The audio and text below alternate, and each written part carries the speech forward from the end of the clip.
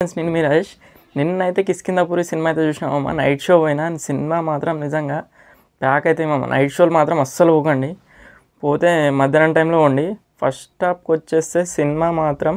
కొన్ని సీన్స్ ఉన్నాయి నిజంగా హర్రర్ సీన్ చాలా రోజుల తర్వాత ఒక మంచి హర్రర్ సినిమా అయితే మీకు ఎక్స్పీరియన్స్ అయితే అవుతుంది అంటే ఫస్ట్ హాఫ్లో కొన్ని సీన్లు ఉన్నాయి నిజంగా అవి దానికి తగ్గట్టుగా బ్యాక్గ్రౌండ్ స్కోర్ చైతన్య భరద్వాజ్ ఏమైనా బ్యాక్గ్రౌండ్ స్కోర్ కొట్టిండ నిజంగా అసలు ఆ సీన్లు చూస్తుంటే ఆ బ్యాక్గ్రౌండ్ స్కోర్ నిజంగా ప్యాక్ అయిపోతుంది నిజంగా కొన్ని సీన్లలో అయితే మళ్ళీ క్యారెక్టర్లకు వచ్చేస్తే బెల్లంకొండ శ్రీనివాస్ అంటే చాలా రోజుల తర్వాత మనకు ఒక రాక్షసుడు సినిమా ఎట్లున్నానో ఈయనకి ఈ సెకండ్ సినిమా కిష్కింధాపురి అట్లా అనమాట మాస్ సినిమాలు కాకుండా ఇలాంటి స్టోరీ ఓరియంటెడ్ సినిమాలు తీస్తే నిజంగా పర్ఫెక్ట్ అంటే పర్ఫెక్ట్ సెట్ అయింది ఆయన పర్ఫార్మెన్స్ కానీ నిజంగా అంటే చాలా బాగుంది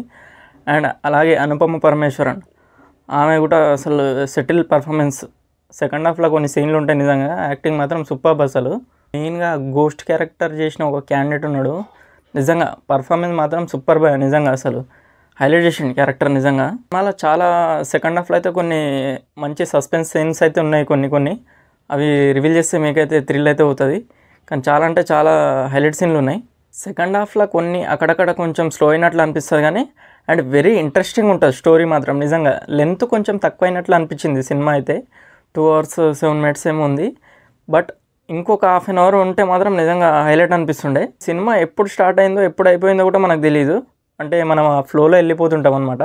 ఓవరాల్గా అయితే సినిమా చాలా రోజుల తర్వాత మనకు ఒక హర్రర్ సినిమా అయితే నిజంగా ఇది టాకీస్లో చూడాలి కానీ హార్ట్ పేషెంట్స్ అలాంటి వాళ్ళు అయితే చూడకండి పోకండి సినిమాకి అయితే